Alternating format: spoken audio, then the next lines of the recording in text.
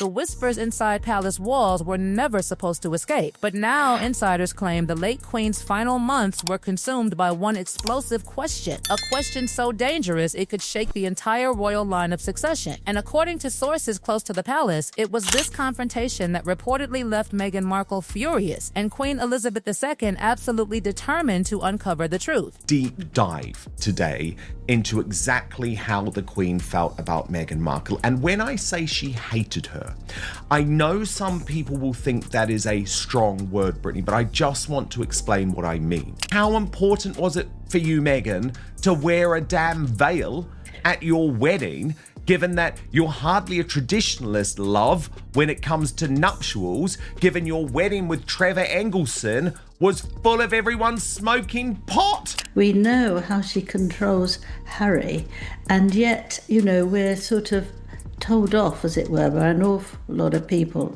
or they don't want to listen to us or what we write. I get that anyway sometimes. Did Meghan Markle use a surrogate? That's been something posited literally for well over 3 years when it comes to her firstborn son Archie and even her daughter Lilibet. And many people even wonder, are their children even real? Harry and Meghan Markle's surrogacy scandal has entered the mainstream media domain. The king is in a much worse health and much worse shape than he appears to be. All of this has had a devastating effect upon his health. I think it's very important that they don't come back now.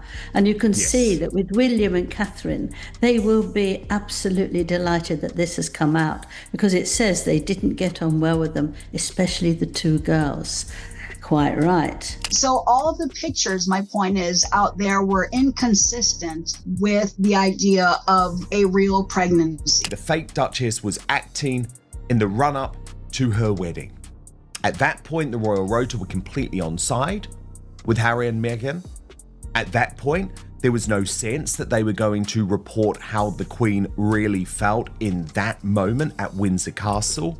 Nothing to do with the royal family and nothing to do with the Queen. And she loved Harry for many years. He was the second born, and he was funny and enjoyable, and she really loved him. But when Meghan came, he wasn't allowed to, I imagine, and he didn't want to, because everything had to be what Meghan wanted, and everything still has to be what Meghan wanted. What if the real story behind the royal feud had nothing to do with interviews, accusations of racism, or dramatic media battles? What if the final private confrontation between Queen Elizabeth II and Meghan Markle centered around something far more explosive, a secret the palace allegedly believed could unravel the monarchy's carefully guarded rules of succession? Palace insiders claim the Queen, even in the final stage of her life, became deeply troubled by whispers that had circulated for years. Rumors that the births of Archie and Lilibet were surrounded by inconsistencies. Rumors that raised uncomfortable constitutional questions. And rumors the monarch reportedly wanted answers to before her time ran out. Inside Balmoral, during the Queen's final months, the atmosphere was said to be tense. Staff described a monarch who was physically frail yet mentally razor-sharp. Despite suffering immense pain, she reportedly kept returning to the same issue again and again: the legitimacy of the children who had suddenly appeared in the royal line of succession. For decades, royal protocol has been crystal clear. An heir must be born of the body of the royal mother to be eligible for succession rights. That rule isn't symbolic. It is constitutional law that protects the monarchy from deception, which is why the rumors surrounding Archie's birth reportedly set off alarm bells behind palace doors. But by the time of the wedding,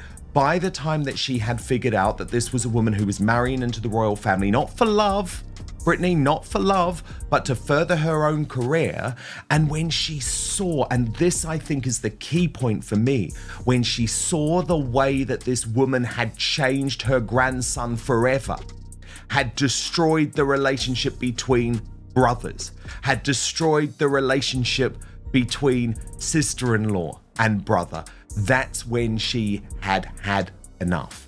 So again, I know it's a strong word, Brittany. In September 2022, Queen Elizabeth II passed away at Balmoral Castle at the age of 96. But according to insiders who later spoke to royal biographers, the monarch's final months were overshadowed by one lingering concern: the unresolved surrogacy controversy surrounding Harry and Meghan's children. While the public believed the royal family was quietly grieving and adjusting to changing roles, behind the scenes something far more dramatic was unfolding. Sources say the Queen wanted answers, and she wanted proof. This case about whether you think the birth was real, whether you think there was a surrogate, whether you think Meghan was wearing a moon bump, the fact is Harry and Meghan lied. Buckingham Palace lied on their behalf. There was a complete cover-up over the birth of Prince Archie. At that time, the Queen was already extremely ill. Reports claim she was suffering from bone cancer. Her eyesight had deteriorated. Walking had become painful and exhausting. Yet even in that fragile condition, she reportedly remained deeply disturbed by what she believed might be a deception involving the monarchy itself. Imagine the gravity of that moment. A monarch who had spent 70 years protecting the crown, suddenly believing the institution might be facing one of its most bizarre scandals in modern history. And according to palace sources, she did not stay silent. It's important to go over sort of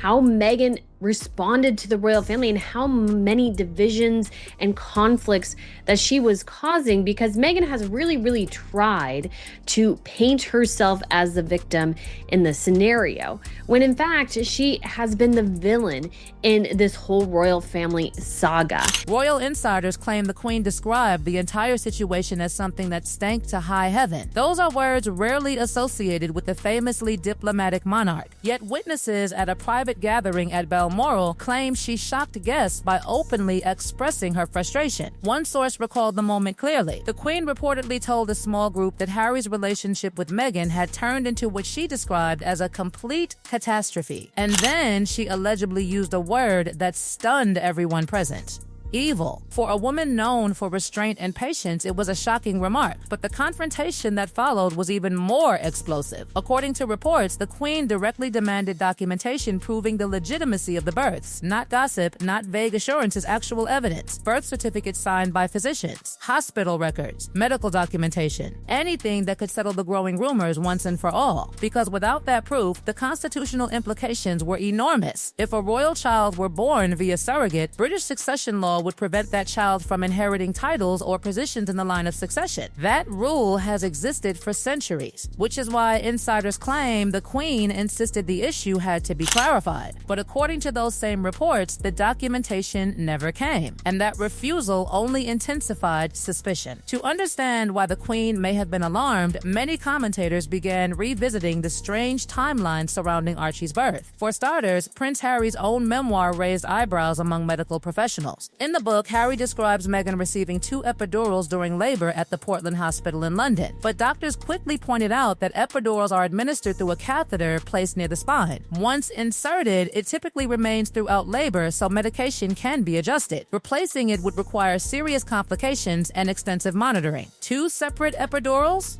Medical experts said that scenario is highly unusual. Then there was another claim that triggered disbelief among obstetric professionals. Harry wrote that Meghan left the hospital and returned home with Archie within roughly 2 hours after giving birth. 2 hours. Anyone familiar with childbirth protocols knows how unrealistic that sounds. Even the most straightforward deliveries involve hours of monitoring. Our hospitals must assess bleeding, stabilize vital signs, evaluate the newborn, and complete mandatory medical documentation. Most mothers remain under observation for at least a full day, but the timeline presented publicly suggested Meghan had delivered, recovered, and traveled from central London to Windsor almost immediately. Medical experts said the math simply didn't add up. And then came another twist. Meghan later claimed she had suffered from preeclampsia, a serious and potentially life-threatening condition that causes dangerously high blood pressure and can trigger seizures or organ failure. Patients with preeclampsia are usually monitored for days after delivery. The idea that a hospital would release such a patient within 2 hours raised even more skepticism. Suddenly, the questions multiplied. Why had the palace delayed announcing the birth for 8 hours? Why did initial press releases suggest Meghan had gone into labor after the baby had already been born? Why were journalists journalists given conflicting information about the timeline. Royal birth announcements are usually carefully coordinated events. The Queen is informed immediately. Official notices are prepared. The public and media receive clear information. But in this case, the process appeared chaotic, and chaos inside a system built on rigid protocol rarely happens by accident. Then came the moment that fueled endless speculation. When Prince Harry first spoke to reporters about the newborn, he made an odd remark. He said the baby had already changed dramatically in the past 2 weeks. 2 weeks. A curious phrase for a child who had supposedly just been born. Harry quickly corrected himself, but the comment sparked widespread speculation online. Was it simply a nervous slip or something more revealing? Then there were the photographs. One particular appearance in Birkenhead triggered viral discussion across social media. Footage appeared to show Meghan's baby bump shifting unusually beneath her coat as she crouched down. Some viewers believed it resembled a prosthetic moon bump slipping downward. Supporters dismissed the clip as camera angles or fabric folds, but skeptics began compiling dozens of photos showing the bump appearing dramatically different in size and shape from day to day. Round one day, flattened the next, high, then unusually low. For critics, the inconsistencies only deepen the mystery. And inside the palace, the rumors were reportedly impossible to ignore, because if even a fraction of those suspicions were true, the implications would be historic. A constitutional crisis involving the royal succession, a deception that could shake the credibility of the monarchy itself, and a dying queen determined to know the truth before it was too late. But the mystery didn't stop with timelines, medical contradictions, or suspicious photographs. The deeper investigators dug, the stranger the story became, because the more details that surfaced about Archie's birth, the more the official narrative seemed to crumble under scrutiny. Royal births usually follow centuries-old traditions. The palace informs the queen first. An official notice is placed on an easel outside Buckingham Palace. The media receives confirmation immediately. The world watches as the royal parents present the newborn on the hospital steps. That ritual has happened for generations. But when Archie was born, almost none of those traditions happened. Instead, there was silence.